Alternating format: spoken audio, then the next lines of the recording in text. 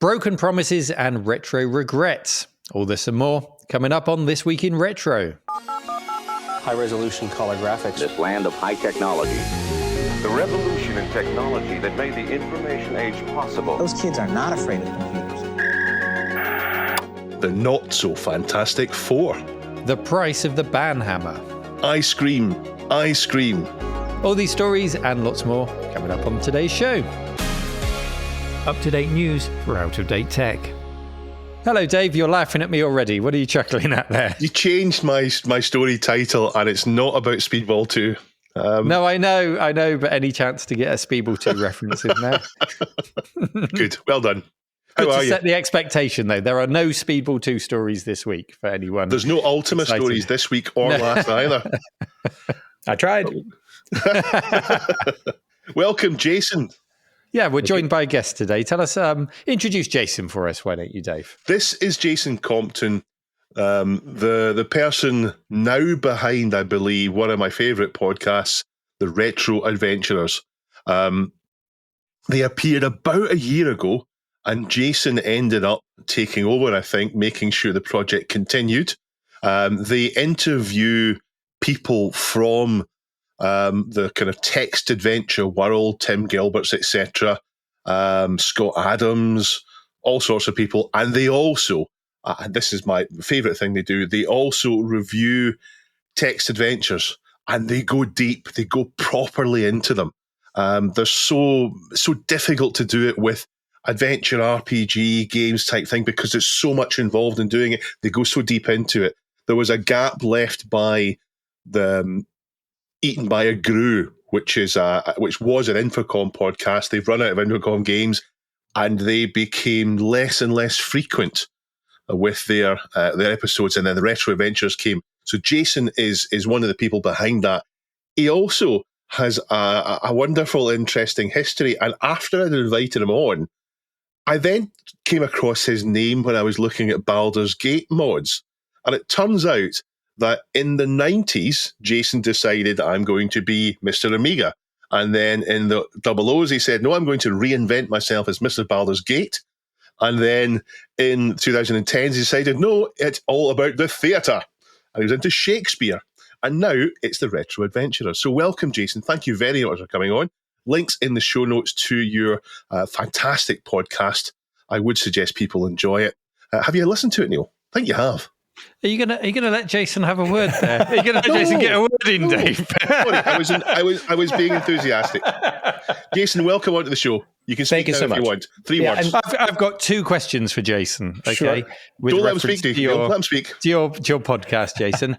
First question is favorite guest so far. Second question is dream guest that you'd like to get. Ooh, favorite guest. That, I mean, it'd be tough to put anybody on the spot like that. But Scott Adams was the first to agree to come on, so I think we'll list him as favorite. But everybody that's agreed to come on has been great. And dream guest, that's a cool question. The ghost of Stu Galley. He's a deceased Infocom developer, but his influence goes deep and wide. You can find him in the early Zill documentation telling you that you're a terrible programmer. So I would like to have the ghost of Stu Galley. Wow, and I did bring a couple props this morning. I did bring, if you can see, it's my very weathered Amiga Report mug, unique, one in the world, made with a dye sub printer on the Amiga in the 90s. And I also dug out of storage, or a shelf anyway, my Sega Nomad, so we can talk about that. And I think maybe one of the reasons that it wasn't more popular was that more people weren't in the scenario that I was in, where I was making decent money but unhappy with my job and needed to bribe myself to feel better. So I bought a Sega Nomad. Fantastic. Well, I mean, a seance is a text adventure of sorts, isn't it? If you wanted to do that as a podcast, get that guest on there. Dave, have you been up to anything retro this week? I have been playing Baldur's Gate. Every minute I've been playing Baldur's Gate. I should have been doing stuff in the house with networking, and I've been so busy with other things that when I've had a minute, I've not done it. I've thought, no, treat myself to Baldur's Gate. I'm working my way through the whole game, enormous amount of time involved, but really thoroughly enjoying it. It is the 25th anniversary of Baldur's Gate 2 later this year, and I'm hoping that someone submits something to the subreddit about it later on this year so that I can enthuse about that as well. Fantastic. This week, I should start by saying thank you to Reese for stepping in last week and for helping to co-host with you, Dave. Thank you so much, Reese, from Control Alt Reese. A busy week again this week. Who would have thought that starting a family might put some time pressures on me? It's I'm still trying to navigate that at the moment. But lots of busyness ahead of us. This week, I'm filming the reveal of the final DevDen project that we did, because it's really important to me that we show a completed project before we move into the garage project, which was so kindly funded by the big fundraiser recently. 2 20-foot containers have arrived in the car park, and work is about to commence on creating our dream workshop, archive room, and all the rest that we spoke about. So we'll do a video on that soon as well. Have you fixed that ST yet? The Mega ST? Mm-hmm. Are you listening, Holly? Hello, Holly. Hello, Holly. Yeah, Holly's still working on that. She got it down to, I think, 14 traces remaining with potential breaks on them.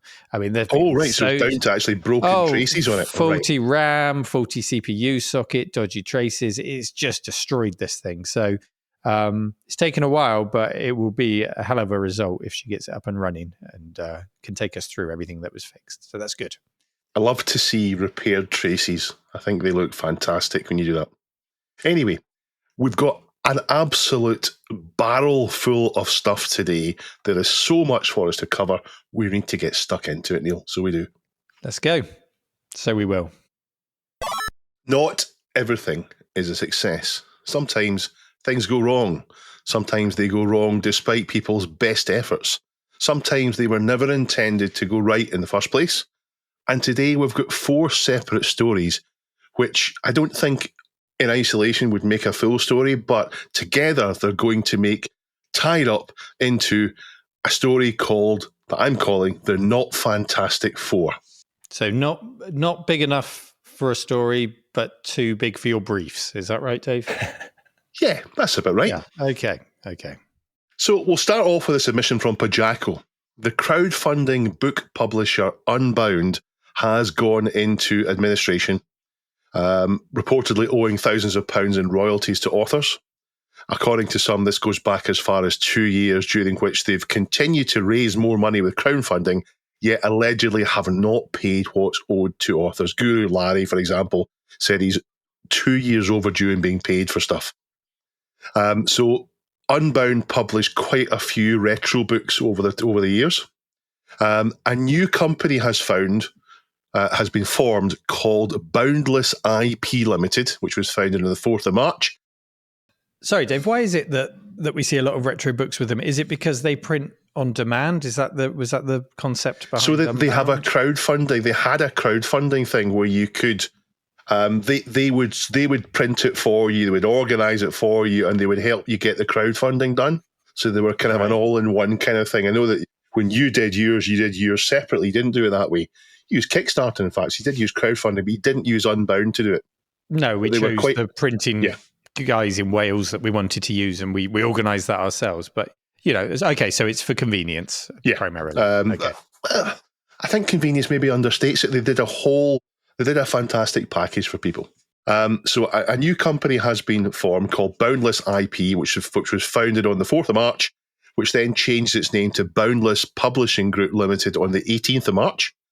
It was founded by the CEO of Unbound, Archana Sharma, along with the founder of Boundless, founder of Unbound, I'm going to get the two of those confused, John Mitchinson.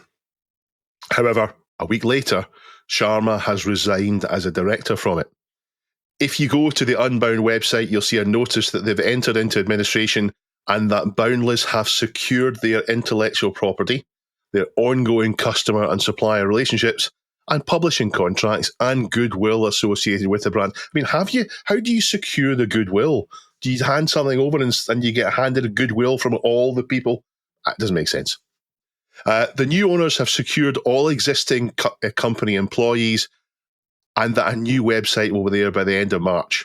Now, on the news site Bookseller, I found the following. The publishers confirmed to the bookseller that the business and some key assets have been acquired in a pre-packaged sale by Boundless IP Limited, a new full-risk traditional publisher founded by Unbound co-founder and publisher John Mitchinson and CEO Archana Sharma. Boundless will be led by CEO Sharma, who has brought on new investors, and Mitchinson, who will be a director of the company. But if she's resigned after just 1 week, that isn't very encouraging. And I would suggest that if you're owed money by Unbound, I wouldn't hold your breath that you're going to receive it, unfortunately. I want you to receive your money, of course, but it doesn't smell right to me. My day job means I have a modest amount of knowledge here, and I know they'll need to be careful of phoenixing rules if Unbound is deemed to be insolvent, which are designed to stop a company being reborn from the ashes of our old company just shedding the debt. But they're not talking about shedding the debt, or not talking about shedding all of the debt, so it doesn't quite make sense to me here. If their intention is to pay the existing liabilities of Unbound, then why would they not just buy the company rather than buy the assets, but not that? Why set up a second one? It does sound a bit odd that, I don't know, is that swift resignation to then try and circumvent some of these rules, having been a bit naive about them? I mean, it's a bit late now because that's all on record. I mean, I don't think you do any harm by resigning after a week and saying, okay, I've now realised I can't do this, but I don't know. To quote from the Insolvency Service of the UK government, unless any exception applies, anyone who was a director in the 12 months before the company went into liquidation is banned from taking part in the management of another business with the same name. This ban lasts for 5 years and also covers names which are so similar that they suggest an association with the previous company. And I would suggest that Unbound and Boundless are the same thing, really, intentionally. I certainly get the two of them confused. So, is there an exception where you buy the assets? I don't know. I don't know enough to say here. It would make sense that an exception would be where you buy the assets from the company, because that's why you bought the assets. Silly question. You're quoting UK law there. Are they a UK-based company or are they US? They are. Okay. Yeah. They're a UK, both companies are UK-based. They're on Companies House. That's how I got some of the information there. I'm quite used to going to Companies House, which is the UK registration place for it all, for information. So I don't know more about this. It's a shame that they've gone under, but they've not been paying people for a couple of years, yet they've continued to crowdfund extra money in, which then ask questions, were they crowdfunding with no intention of delivering or just scrabbling to stay afloat? I don't know. Next up, it's Barcadia in Norwich. This is Nostalgia Nerd's arcade pub that he set up partly with crowdfunding. Running a pub in the UK is exceptionally difficult, and his goal was to increase the draw of the pub by its association with his channel and with the vibrant Norwich retro scene. Think Ashens, for example. In fact, he's a stake in it, I believe. He is the scene. He is the Norwich retro scene. Well, there's more than just the two of them. There are more. On a Reddit post from Dr. Tree Surgeon, there's a question saying that it's twice been closed when it should be open. People looking through the window see a mess inside. People that I know that live there say it hasn't been open for a long time. There was talk about it being refurbished, but that was some time ago, and it now appears not to be open. And also, I was back on Companies House again. Again, the UK Register of Directors and Companies and their annual accounts, etc. And the accounts are now overdue, although less than a month overdue, which isn't too significant. So best of luck to Nostalgia Nerd, and hopefully he'll be able to reopen and provide the hub for Norwich in retro. Yeah, I was going to ask how long overdue, but you've just answered that question, a month, and that's not unusual. I mean, we were late with accounts for the arcade last year because our accountant had a heart attack, and then we had to scramble to find another accountant. You know, things happen. And that's, you sort it out, you get it paid, you're up to date again. So I wouldn't read too much into that. Now we're on to the Amiga for part 3 in this fantastic flops. And this is from Retro Games Limited. I think 3 people put in this on our subreddit.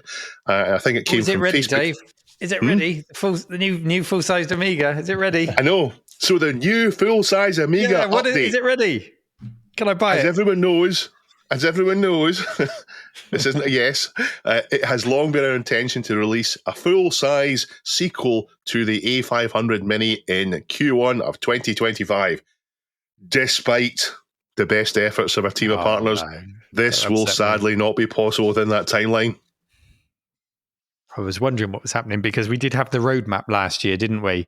And we were trying to second guess what this might be: a full size 600, 500, 1200 CD32. We just don't know.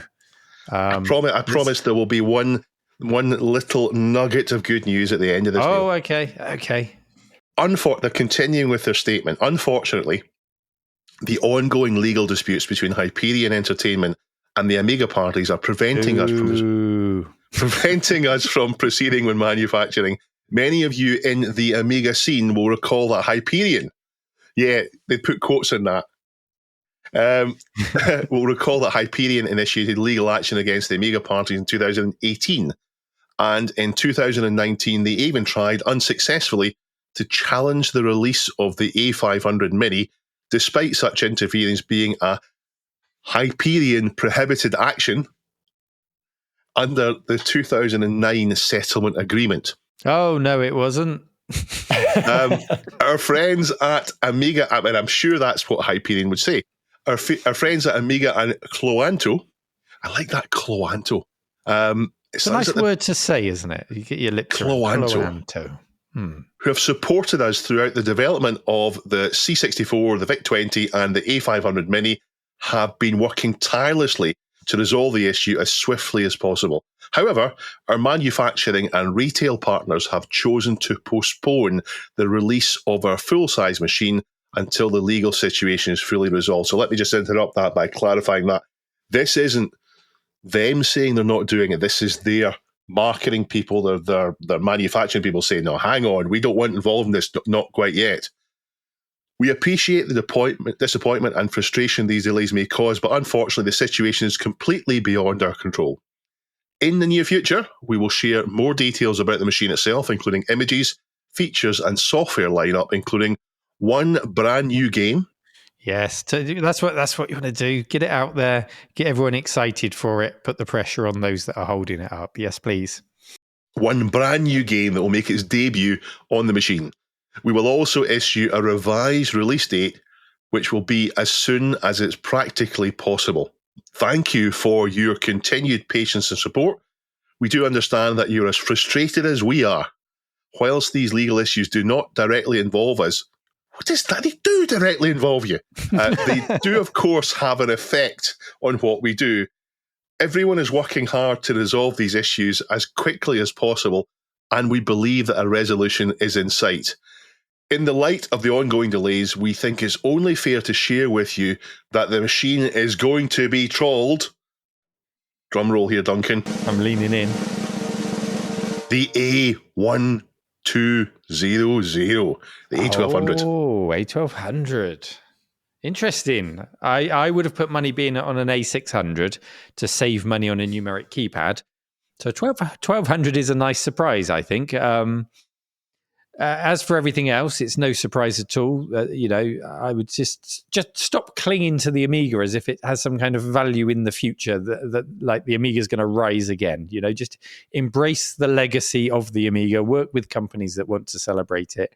I will be interested to hear the ins and outs of these legal things, but it's the kind of thing that will probably never see the light of day. So we'll just have to work on what different companies release. He said that. They said this. We didn't say that. That's how it's going to be, isn't it? It's going to be tit for tat, I think. Yeah, my end. I don't care what they're saying to each other. I just care what the outcome is. But I think there's a bit of actual news there, and it's a clever way of differentiating. You've got the A500, which is the Mini, and the A1200 was always the A500's big brother.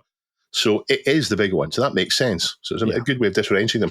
What do you make, Jason? You're an expert on Amiga. What do you reckon about this? Or you were an expert on Amiga? Well, yeah, my expert days are well behind me, and in preparation for this episode, I put my toe into the what has been going on over the past 25 years. What did I kind of try to forget? And as I flipped through, I'm like, oh no, I forgot about him. Oh, oh no, that happened too. what this immediately brought to mind was a little while back, maybe 2 years ago or so, I was approached with the proposal to do a kind of special revival issue of Amiga Report celebrating the end of disputes like this. I was told this has all been settled. Wouldn't it be fun if you did an Amiga Report issue that said this is the world going forward, everything's settled? And I said, gosh, that's a really interesting idea. And I don't think I understand what's going on or who does what to whom or would be able to say, yeah, this is definitely settled. So as soon as I saw this, I'm like, okay, great. So all of this is your fault then, because if you'd done that article, all of this would have been resolved. That's true. Then it would have been settled law. Hadn't thought of it that way. Yes, it is probably in fact my fault. So I'll take the hit for that. I do want to say, and going back to my not so great days of single source journalism trying to cover Amiga stuff in the 90s, I'm always leery when you see something like this. This is just Retro Games Limited's statement. So yeah, it seems plausible, but we don't know the full details here. They could just be trying to tell us that they're not going to hit their dates and kicking it at Hyperion. I have no idea. To Neil's point, I'm certainly in favor of, wouldn't it be nice to get this product out there? Would certainly love to see that get settled. I've been a fan of the various minis and full size replicas I've seen from them over the years. So having an A1200 with whatever, can only imagine what this exclusive new release is going to be. But head over heels. In time for Christmas, yes. What was Amiga Report? Amiga Report was a project started in 1993. It actually was an outgrowth of ST Report, which was, I was covering the Atari ST. So we're talking about, it started as a flat text online magazine, eventually moved to Amiga Script, and then later to HTML.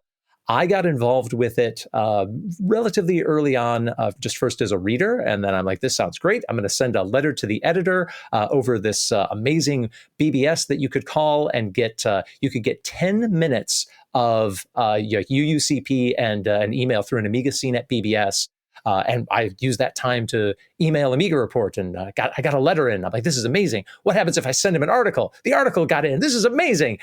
So I stuck with it, and kind of the story of my life as I was giving to Dave in setup for this. There are a lot of these creative projects out there. Somebody else starts it. I get involved in it. Those people that started it or were running it step back, and I said, well, all right, let's keep this running. So I eventually became the editor of Amiga Report for the remainder of its life. So and that was in the bad old days of Commodore's bankrupt. We don't know what's happening. Who are these SCOM people? What are they doing? And that led to really my career as a tech journalist. So that was super important to me. Everything old is new again. Who owns what, and what are we doing? And can we have an Amiga for Christmas? It's 1995 all over again. It'd be interesting to know, like I say, exactly what's holding it up, because, is it because Hyperion owned the rights to a certain ROM or, something like that? Yeah, it's got to be Kickstart, right? It's got to be Kickstart, hasn't it? It can't just be as simple as what Retro Games are saying, that Hyperion have no right to object, yet they're objecting. I'm sure it can't be quite that simple. It can't be that black and white, but we'll find out. We'll keep our listeners up to date on what happens with it. Yeah. It's plausible that a retail distribution channel would say, if you can't get this sorted out, we're not going to stock it because we don't want to have to recall it. That's plausible. Oh yeah, it's not just plausible; it's credible. It's how these things are. Next up and last of the four is the Super Sega saga. Scammer, yeah. And it's the end of it. I'm declaring this over and done with because our friend... This won't be the end of it. He'll be back. Because our friend DJ Slopes, Dan, has released a bumper episode of his famous Kick Scammers series on it. It is 2 hours long, but it's 2 hours of compelling, funny, and revealing video on it. It's really well made as well. Dan's put enormous amounts of effort into this. It's absolutely brilliant. It covers everything that we've said, as well as our friend Ian Lee too, but so much more. I thought I was going to watch this. I was just going to see a rehash of the information that I already knew. And I thought I knew everything about it. I absolutely didn't. There's so much more to this that Slopes has come out with. And he's gone through the videos and he's found all these tales about why it's a scam and all the rest of it. It does unfortunately have a fairly unpleasant ending for Slopes personally. So just as you felt a bit sorry for Alejandro, that's taken away. I don't feel sorry for him at the end of it. I'm totally on Slope's side. This is a scam, always was a scam. At best, Alejandro is a chancer who thought he could fake it until he could make it, but it's a scam. So, anything to say on that? Did you? I don't think you'll have watched it, Neil. It only came out a day ago. No, I have watched not all of it, but some of it, and I was enjoying Slopes' detective work, lining up fonts with obscured text, which has badly been scribbled out, working out exactly the numbers on the bank account statement. And as you say, Slopes himself has skin in the game where he sort of effectively accidentally on purpose doxed him, hasn't he?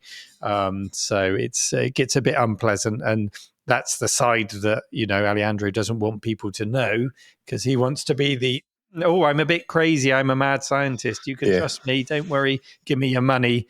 Isn't this funny when it goes wrong? No, it's snake oil, mate. Just get back into your hole, go away. That's all I've got to say. And hopefully, like you say, that is the end of it, and he doesn't get any more coverage, because he doesn't deserve any more coverage, I don't think.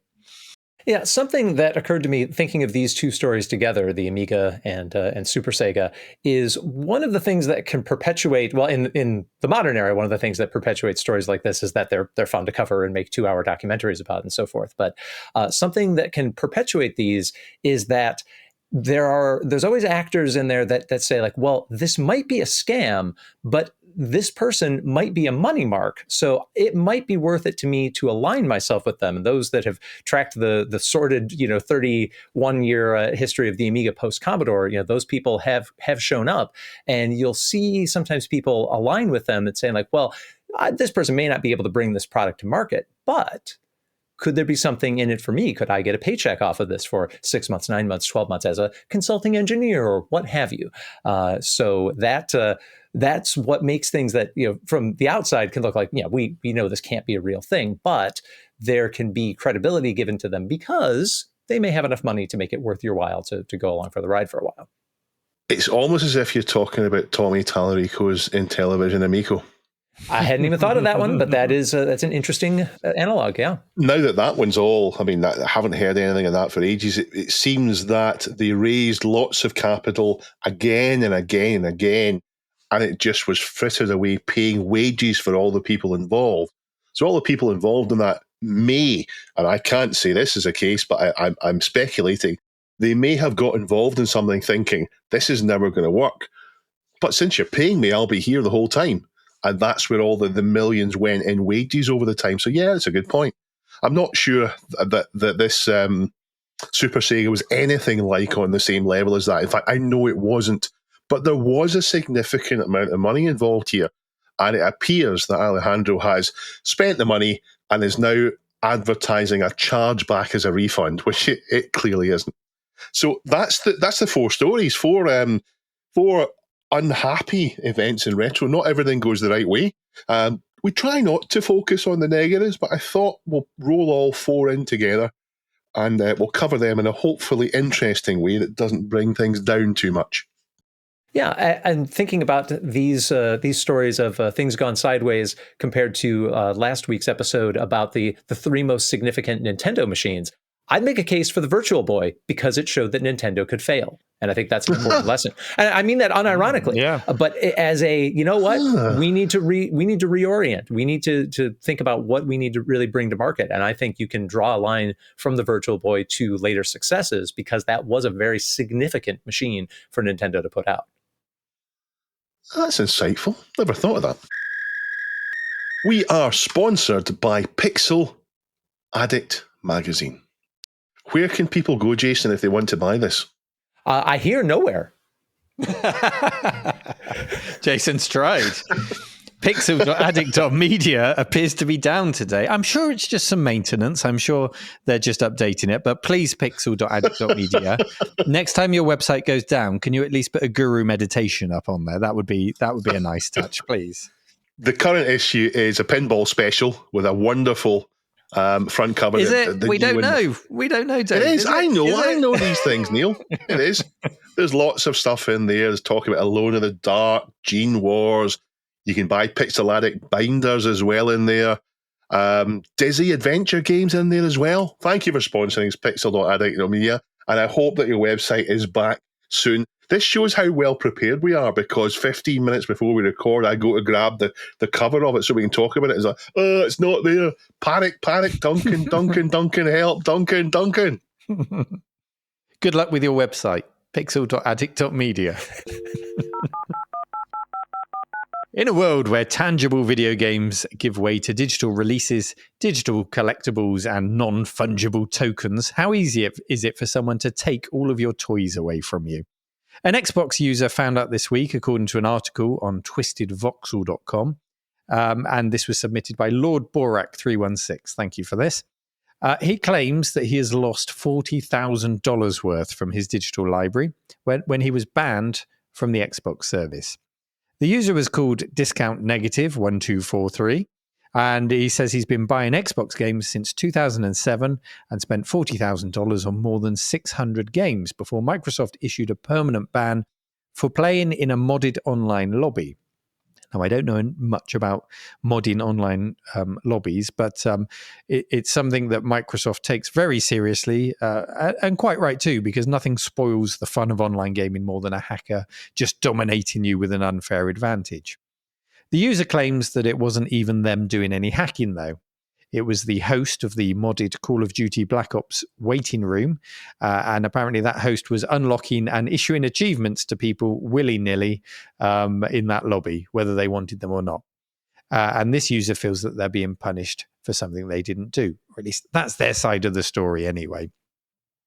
Attempts by both Twisted Voxel and the user to contact the Microsoft Xbox enforcement team has fallen on deaf ears because, according to Microsoft, there is no direct way to contact them or escalate the matter any further. That's it. Game over. All of your games are now on the digital bonfire. The user has filed a complaint with something called the Better Business Bureau. I haven't heard of them personally. And they say they will try to pursue legal avenues with Microsoft. So good luck with that. With Microsoft's legal team, I imagine the small print has every eventuality covered. But give it your best shot. Digital delivery is the future. That's not going to change. And we're not suddenly going to have big box games back on our shelves anytime soon on the high street for current gen consoles. But is this something we should be worried about? What security is in place should Steam go down and decades worth of games that I've bought on that service, for example, disappear? Digital distribution has been around for a long time, so that isn't just about the here and now. For some gamers, every single game that they've ever bought since they were born has been done through a digital distribution service. You know, the Steam, for example, has been around that long. Could be your entire gaming history. So is this cautionary tale one that we should be mitigating against somehow? Should I always check GOG to ensure that I can download a standalone version of a game that I want and save it to my NAS before I purchase it on Steam, for example? What happens if Nintendo's next generation console absolutely flops? Jason just spoke of the Virtual Boy failing. Nintendo can fail, you know. What about if it happens again? What happens to all of the digital downloads on my Switch? Is this something that concerns us, or are we, old bold boys here, so wrapped up in our generation's nostalgia that we're not paying that much attention to the current gen of releases? Dave, let's start with you. Are you worried, Dave? I'm so concerned, Neil. The Better Business Bureau, I think, is the US equivalent of our trading standards. I believe Jason might be able to tell us. It's a private trade organization, and it's I would say its relevancy as a source of appeal is fallen off in the 21st century. But it's definitely a thing that people always threaten to do. I'm going to take my problem to the Better Business Bureau, but no, it has no real official standing. Okay, it does make me worry. My Google account, for example, has my email, my YouTube. This channel's linked to it. It's my login for lots of places. It's on my phone. If Google one day decide that I've said something inappropriate or it's taken out of context and they close my account, the effect is it would be catastrophic. It'd be extraordinary. And I remember back at the start of the internet being mass market, we were all anonymous. And we thought that was the only way to do it. And slowly over time, that's dissolved. Everything's unified and coalesced around just a few different accounts. And the idea you can put one thing wrong, like, I mean, this guy, for example, was in a lobby, and maybe he was in a lobby knowing this would be happening. Maybe, I don't know. Maybe he did something slightly naughty, but closing all his accounts and taking all this value away from it is absolutely, of course, ridiculous.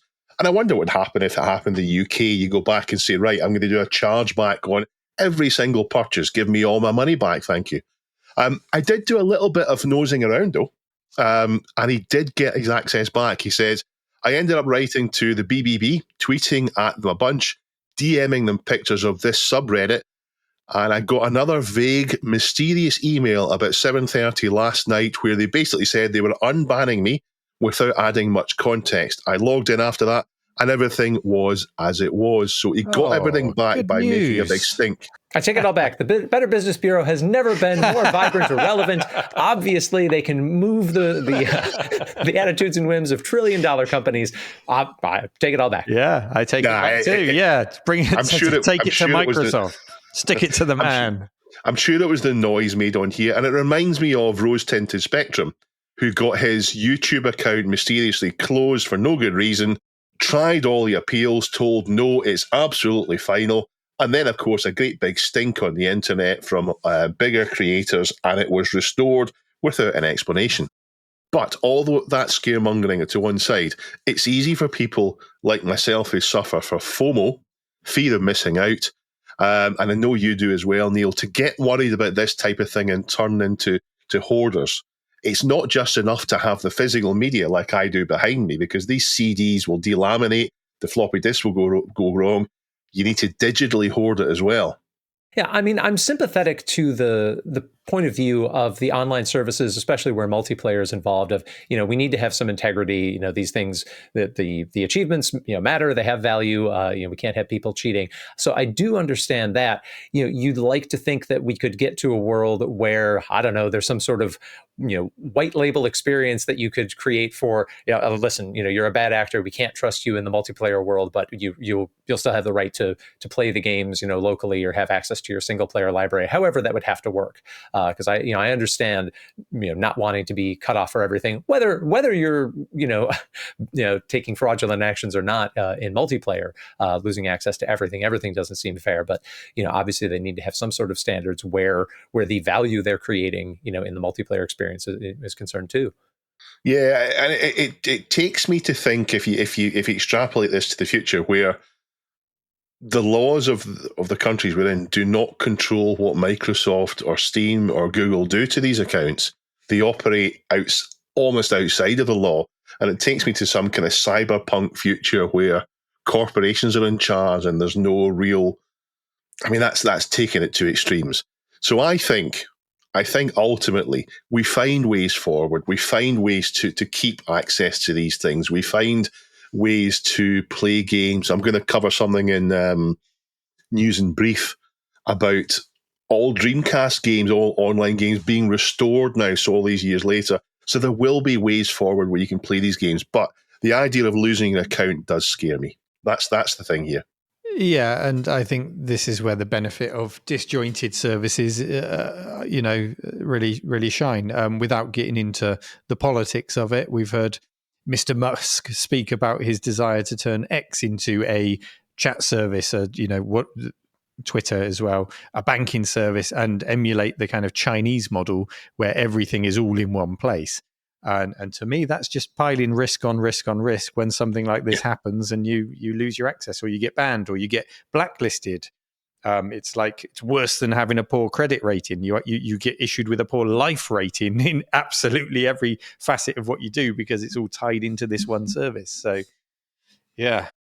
Jason, any? I mean, how do you like to consume? Are you a GOG buyer, Jason? I spread things around between GOG and Steam. I guess, what I would say is that looking back at the kind of anxiety that I, experienced when Steam was first, spinning up, I feel like overall we've done well. Whether that's just means we've dodged bullets, but yes, there are cases where digital assets have been lost. But by and large, we've done okay.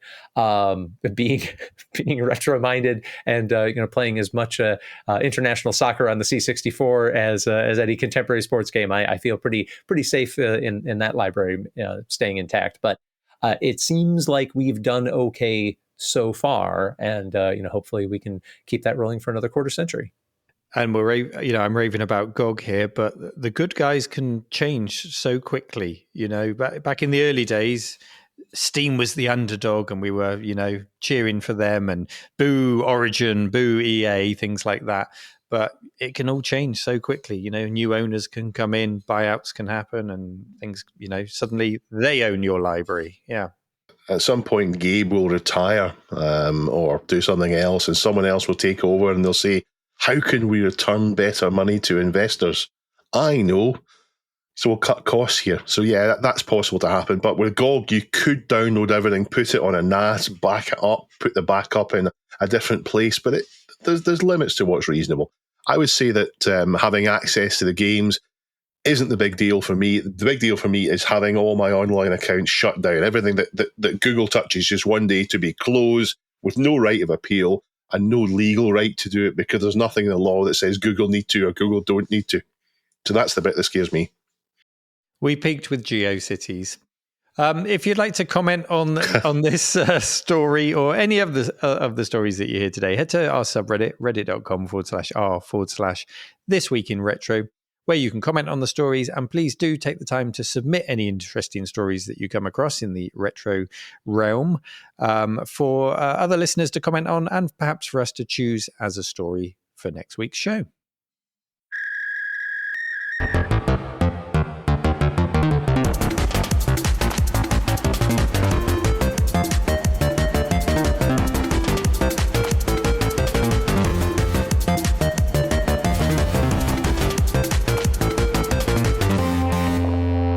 Housekeeping time. We have 2 new patrons.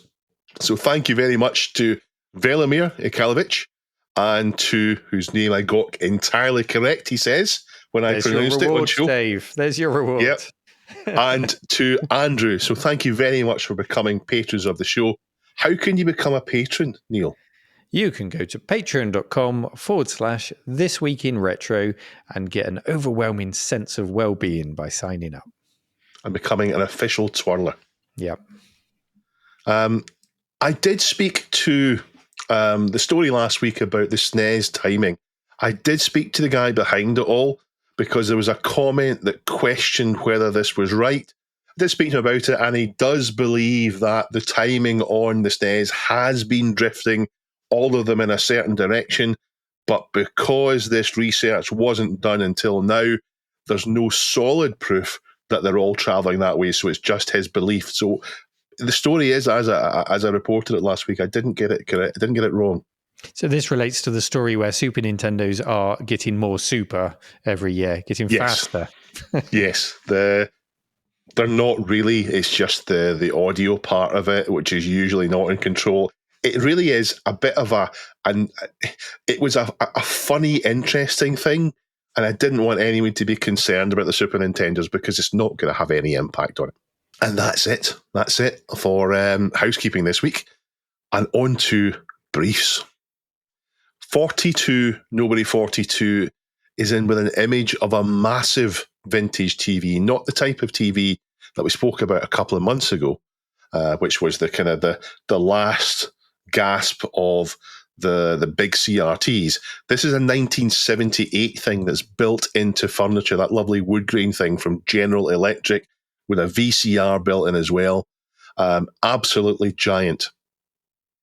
Dana the Elf links us to a Blue Sky tweet. Is it a tweet? A Blue Sky? No, I want to call them tweets. Twitter have said they're X now, so that leaves tweet free for Blue Sky to use. About the newly revealed Nintendo PlayStation. So there is another prototype Nintendo PlayStation out there in the world. So there's a link there to find out more about that. And just on the topic of Blue Sky, I've recently made it my primary platform of choice for my social media. and it's a lovely, lovely place. So please do check out Blue Sky. 42 Nobody 42 tells us that after 23 years after Sega pulled the plug on the cult favourite console, the Dreamcast, every online PAL Dreamcast game is back online and can be played on the internet. So this is kind of what I mentioned earlier.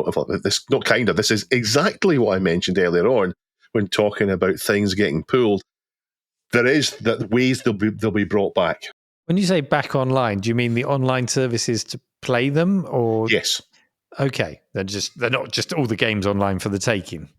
No. This is if you've got the games, you can play it online thanks to people putting services online to do it. Oh, so they must have just had one common shared way of playing all their games online for it, because surely they haven't spun up thousands of different server hosts for all the games. Yeah. Do we know if it still supports the integrated 56K modem? Yes. Pass. I presume not. I presume what they've done is they've used a host file to redirect it to a different server. That's just me guessing. I haven't studied this at all, I'm afraid. Why not, Dave? I've let everyone down. Rich 2600 links to a Verge article showing that Xbox 360s can now be hacked with just a USB key.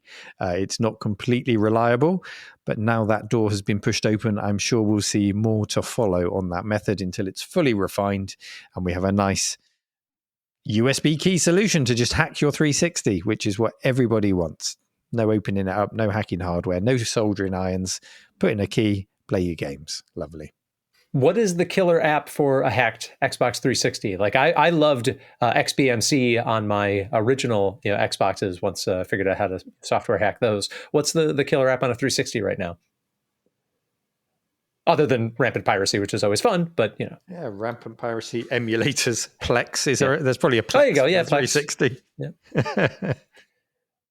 DJ Chris Fury links Rose Tinted Spectrum, we mentioned already today. Fourth series of Games Master video. This is one where Dominic Diamond comes back, and it is just as ropey as ever, if not maybe more ropey.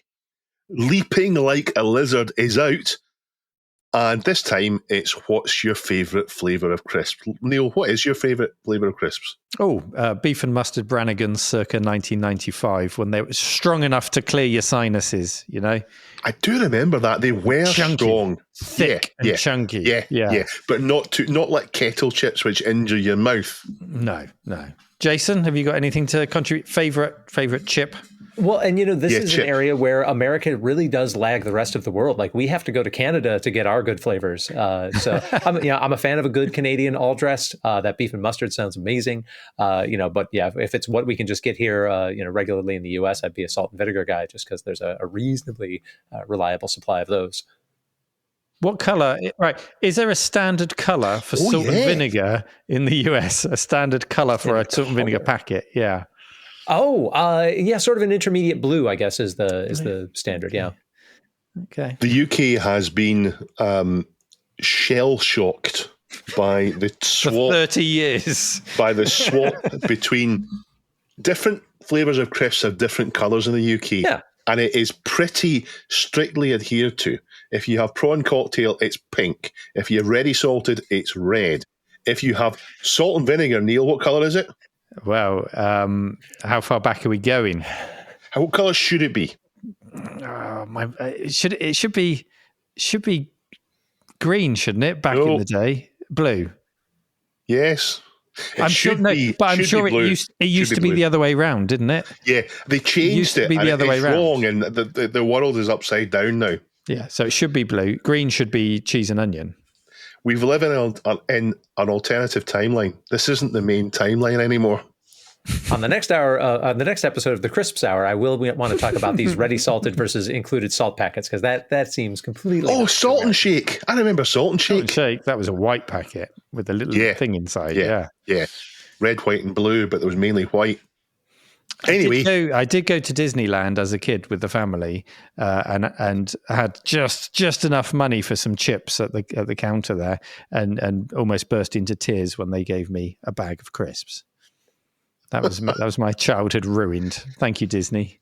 I presume Americans know this, that in the UK, what you call chips, we call crisps, and what we call chips, you call fries. Right. Or steak. Do you sometimes call them steak fries or steak chips? Well, it depends on the cut, yeah. Yeah. A steak fry is a particular kind of cut. Dr. Local links us to a BBC Film 89 episode of Barry Norman asking the question, will people buy VHS tapes? Yes, it turns out that in 1989, there wasn't really much of a market for people collecting films on VHS. It was all rental. And then all of a sudden, in the space of this short period of time, the market exploded in places like HMV and so on. So it was really interesting. Is that because we were still in a period where people still rented their tellies, rented their VHS players, and perhaps didn't want to commit to buying VHS tapes for a rented VHS player? I don't know. It's a good clip, and you can even find someone in the clip saying, "Nah, people won't buy tapes." Jason? Yeah. I mean, the answer to all of these questions is always money. You know, how much disposable income do consumers have, and what are they spending it on? So there is loads more on the subreddit. Far too much to cover here. Oh, we're already going to go over time. Sorry, Duncan. We're going to go over for time, but never mind. Loads more on the subreddit. Go there and submit your stories for us to talk about next week. It is topical now to talk about the rise of AI and the harm it may do to society. But we all know that's not a new thing. I think most of our audience watched films in the 80s and 90s, and we had two massive sci-fi franchises, The Terminator and The Matrix. Both of these featured a human-created AI that went rogue and decided that humanity was the enemy, and these AIs were created by humanity for our benefit, but tried to exterminate us. Don't forget, not quite the same, but Bishop in Alien. I always liked Bishop. I did a test earlier with AI, Dave, where I went to ChatGPT. This took far longer than I wanted it to. Did it exterminate the human race? No, I wanted to train ChatGPT to stop talking to me, not respond to me, just say nothing. I want nothing out of you. Stay silent. And I got there. We had a spell where it would stay silent and then every now and then go, I'm just respecting your wishes. And I'd have to say, no, don't even say that. Say nothing to me whatsoever. And then it resorted to just giving me thumbs up emojis. And eventually I got it to just not respond at all to anything. There you go. You can train AI to shut up. How does it know when you've finished, or is never going to speak to you again? That's it. Hopefully it will never speak to me again. I can start a new session. Yeah. So this trend did not start in the 80s. As far as my recollection of all the media on the rabbit holes I've jumped down and the things I've read from the past, it started in the 60s. And it's no surprise it started then, because think of all the things that were happening in the 60s. We were suddenly looking beyond the atmosphere into space. We had massive new computers, all sorts of stuff. Now, Google tells me it started with Moxon's Master, a short story from 1899, so 125 years ago, might be the first. It's about a chess-playing robot, and I don't believe they use the word robot, that murders its masters. And I'm sorry if that spoils the story. You've had 126 years to read it. That's long enough. But it was the 60s that it really took off with planet-dominating AI. And ever since then, it's come up again and again and again in sci-fi everywhere. The Star Trek franchise has loads. I've even found top 10 lists of malevolent AI in Star Trek. There's that any of it. It's a trope. The Borg, Landru, for example. But again, I'm going back to the 60s to what I think is the proper birth of this genre. 2001, A Space Odyssey, for example, or one of my favourite Bowie music tracks, Saviour Machine, was inspired by these stories, by novels like the Colossus series.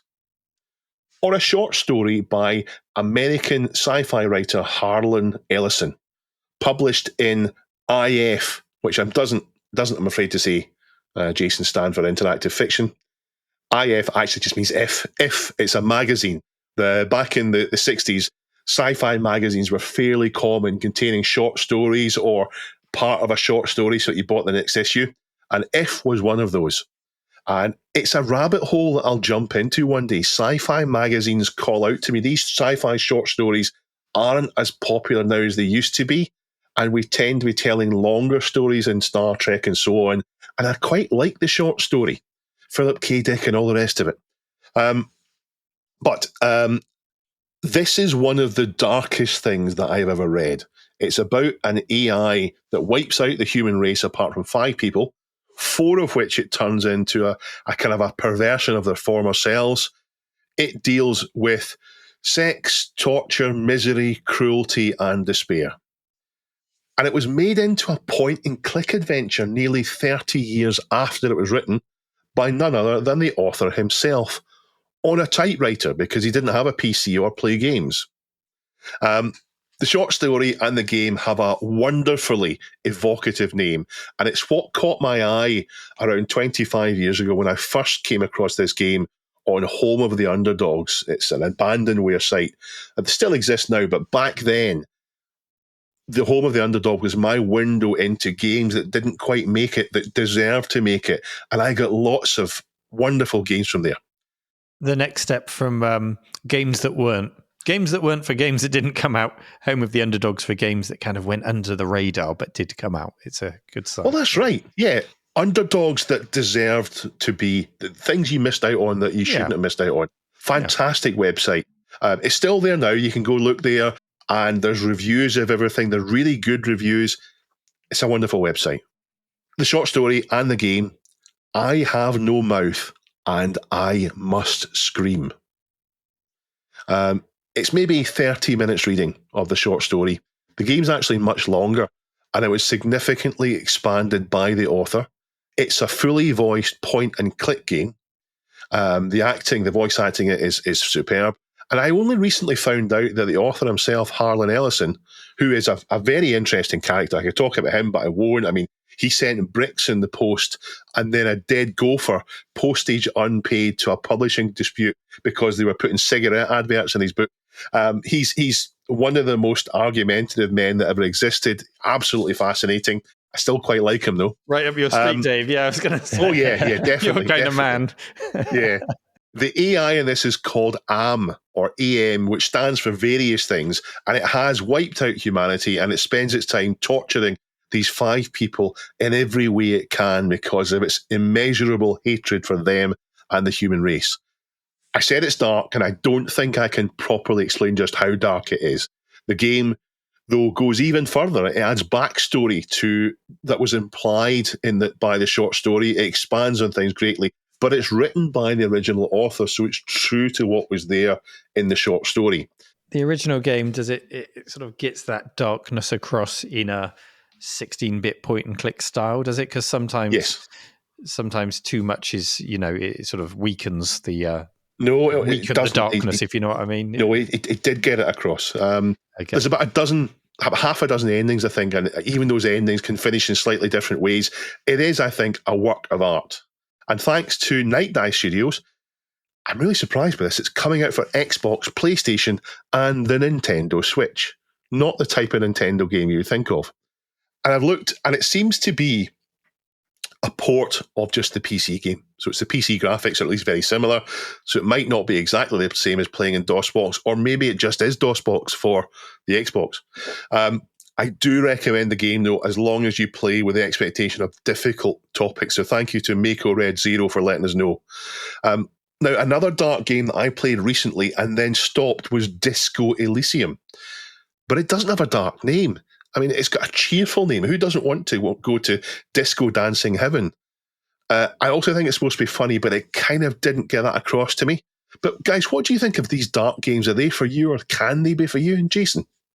Yeah, we talked about this a little bit. I do remember this game showing up on the shelf, and it was part of, at least from my perception, when the PC started becoming a real games platform. You'd see games pop up from studios and publishers you'd never heard of, and this was one that certainly leapt off the shelf with the edgy name, the Harlan Ellison tie-in. But I am really squeamish, and I did not want anything to do with a game even half as intense as this was. In preparation for this, I did spend some time watching a playthrough, checking out some of those endings. You didn't mention that maybe not controversially for him because he participated in it, but controversially for those who know Harlan Ellison, he actually consented after some arguing to put in a happy ending for the game that you can actually achieve. it takes a little while, but there's some sort of hope for humanity, which was not at all part of the original. But yeah, it's interesting to put this in that mid-90s context where Sierra is firing on all cylinders, doing their thing, and yeah, they've got some horror games, but they're not quite as horrible as hanging people on hooks. Let's just kind of go to the main image that people remember from this one. And LucasArts is really at the peak of their powers, but along comes the we'd call them now edgelords, and they've got games like this. So interesting that it's being turned into a console experience. I usually think of the point and click adventure console experience as being, you've hacked your Xbox and you put Scum on there or something like that. So I will be very interested to see. It looks like they feel there's a commercial market for this, but what are those numbers and who's looking to buy this? I'll be very curious to see. Well, Night Driver, that was a dark game, wasn't it? It was not as dark as this. I'd like to know what the happy ending is on this game. Is it like you'll have to play it? You'll have to play it. Get mouth scream. The title of the game, the title of the short story, I Have No Mouth and I Must Scream, is about. You would think about the supercomputer. It wants to say something and it can't, but it comes in at the end. There is a happy ending to it, which basically is the supercomputer defeated and the 750 people that are in cryosleep on the moon being restored, or is it Mars or the moon? I can't remember, being restored, and humanity surviving, which Harlan Ellison it had no intention of doing. He wanted this to be that this is the end of humanity and this is how humanity ends. I will also say, Jason, you said the word edgelord, and I usually think edgelord is a criticism of something, and I don't think this is. I think this is dark and edgy, but not just for the sake of it. I think I think it's actual art rather than just I'm going to say something really offensive, ha ha ha, and if you're offended, you know what I mean, that type of thing. I follow. I mean, this was from that period of the 90s where you would see, edgier and unapologetic content coming out, though. So I think that was PlayStation adverts. PlayStation adverts. They were trying so hard to do that. It was the market growing with the demographic getting older and wanting to cater to them. But just going back to what you're saying, so the having no mouth and wanting to scream refers to a computer that really wanted to say something and couldn't. And you're telling me this after I've just told you I trained AI to not be able to speak. So am I now destined to be put on a hook and tortured? Yes, we all are. That much is I must apologize, guys. I'm sorry about that. I would recommend that you play this game one way or the other. I don't know that there's much to be gained by seeking it out on the new release. Or even read the short story. I've not listened to, but I'm told. I think Jason, you told me there's audio plays on YouTube. Did you tell me that, or did someone tell me that? Yes, I think I mentioned that one. But yeah, this is great as long as you have the temperament to handle something that is really quite unsettling. Time now for our community question of the week. And last week, Reese, who enjoys a bit of chaos, put the question forward. Tell us about your own hardware failings. Did you get magic smoke? And there are bonus points if you only had yourself to blame, says Reese. So let's hear your stories of hardware terror. Are we out of contest mode, Dave? We are. We're now out of contest mode. Okay, so the top question top answer comes from Jeff Mendoza. He says, I was about 12 years old, messing around with an old IBM PS2. It was a 286 model. It was plugged in but turned off. As I slid the case back, my fingers brushed against the power supply. This sent 240 volts down my arm. 240 volts makes my muscles move, so my arm flung out, hit the door, spinning me round in the process. Then magic smoke came out of the machine. I remember desperately trying to turn off the plug with a rather floppy hand and an open window so that my parents wouldn't notice. In hindsight, I probably should have told them. Electric shocks are bad. Yeah. Yeah. Fiskett says, my Amiga didn't die. It was murdered. In the A1200, the hard drive sits nicely on top of the metal shielding with the lid of a butter tub taped to the bottom to stop it shorting. My brother decided that it needed fans, including one on the 030 on the Blizzard card. To achieve this, he removed the shielding, propped it up on Lego bricks so the fan could stick out the bottom, and put the hard drive in an anti-static bag. Why he was doing this to my A1200 when he had his own wasn't allowed to be discussed. Suffice to say that the machine fell off the Lego legs, causing the clock header to pierce the bag and short on the hard drive rails. And in a puff of smoke, my A1200 was gone. Sounds like he planned it to me. It was the perfect murder. All right, Richard Shears tells us, I've been quite lucky in that I managed to go through the first years of my life without any noticeable tech-related incident. The first real catastrophe that I can recall, 1999, I was building my next new, this is honestly the last one and will see me for many years PC. It had the fastest x86 processor at the time, the AMD Athlon K7. Now, being a just-released processor, I lacked the hindsight and didn't know at the time that these were notorious for overheating and killing themselves. I was in a rush. My, at that time, new girlfriend was getting undressed. The story's taking a turn. My mind happened to wonder for so many reasons. My focus was maybe somewhere elsewhere. Never had I seen graphics like that with such resolution and clarity. What are we talking about, Richard? Let's continue. Therefore, when installing the heatsink to the CPU, I hadn't noticed that the CPU's suicidal tendencies had engaged and reattached the protective plastic on the heatsink that protects the pre-applied thermal paste. Oh, no. No, I clearly couldn't have forgotten to remove such a thing. No, not I. So, having assembled everything, I turned it on to admire my flawless efforts. It came on first time. Well, naturally, I built it. Then there was a strange plastic burning odor. And yes, the CPU cooked itself to death, never to cycle another clock. And yes, I had to save up for a replacement CPU. Oh. But what a way to go. There are loads of other answers. Loads of them. Some unfortunate stories. So many years now we can laugh at these things, but they must have been miserable back in the day. Especially when you've saved for months to get that part. I don't know. I used to buy my PC a little bit each month and then finally put it all together after 6 months. So if you're at the end of that process, shocking. Anyway, time now for this week's question of the week. What game has unsettled you the most? It's that simple. Nice, simple question. What game has unsettled you the most? Left you with that uneasy, unnerved feeling?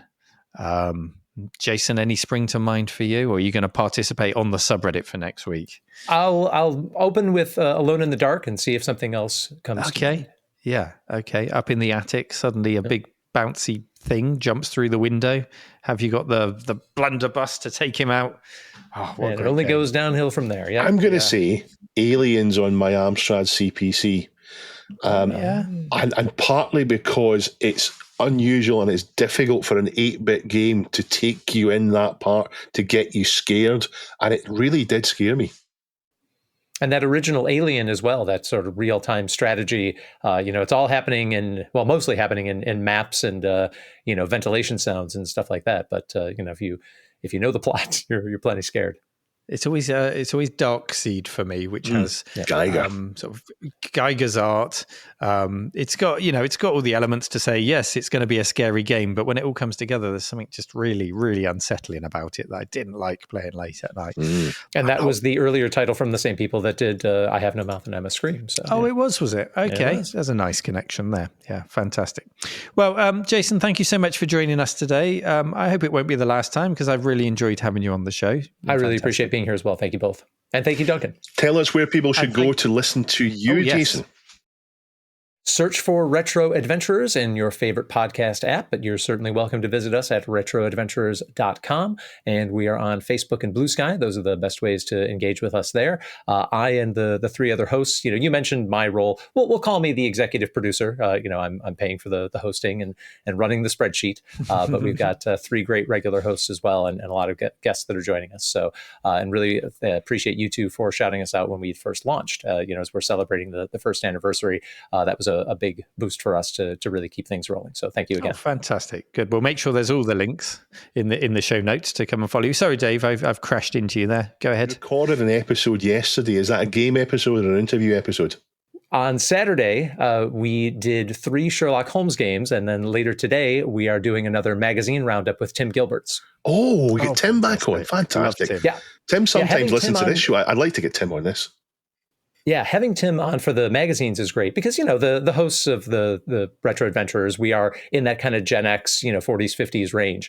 Tim being a little older, being, part of the industry in the 80s as we're coming across these magazines, it's like, yeah, so we see this ad here. Do you remember these guys? Oh, yeah, we met and, did this and this. So it's good having his perspective as well, and us more the breathless readers that were, targeted back in the day. So when will the episode, this will be released on today, for people listening, is the 29th of March. When will the next episode of Retro Adventures be getting out? We'll have another episode coming out on the 31st, and then we will be doing our first anniversary chat-isode, and that will come out early April to celebrate that first anniversary. So yeah, we've got a number of episodes in the can. We're chugging along. So you can go through the 19 episodes that are out so far at the moment of this release, and definitely a lot in the queue for April and May. Fantastic. Well, thank you very much for coming on. Thank you very much for coming on. Yeah. And we'll see you all next week. Yeah. Yep. Thank you for listening, everyone. The Retro Adventurers. Go and subscribe. Take care. See you next time. Bye-bye. See ya. He's waving. I also wave. We're all waving.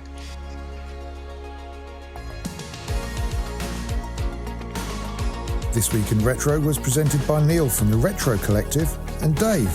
It was produced by me, Duncan Styles. The podcast version of the show is available through your favourite podcaster, including Apple Podcast and Spotify. And the video version is available on the This Week in Retro YouTube channel.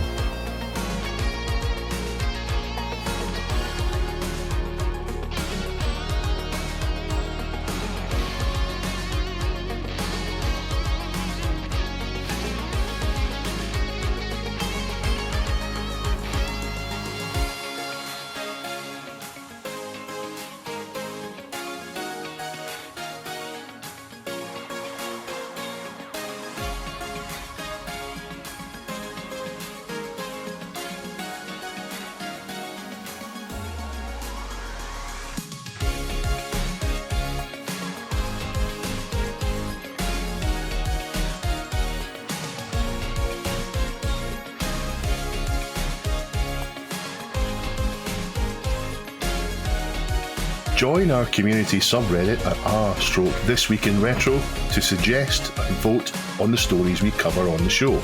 If you watch This Week in Retro on YouTube, please give us a like and subscribe to help us reach new viewers. If you enjoy our show and would like to support it, then please check out the link to our Patreon page in the show notes or description. Thank you for listening, and we'll see you next time for more up-to-date news for out-of-date tech.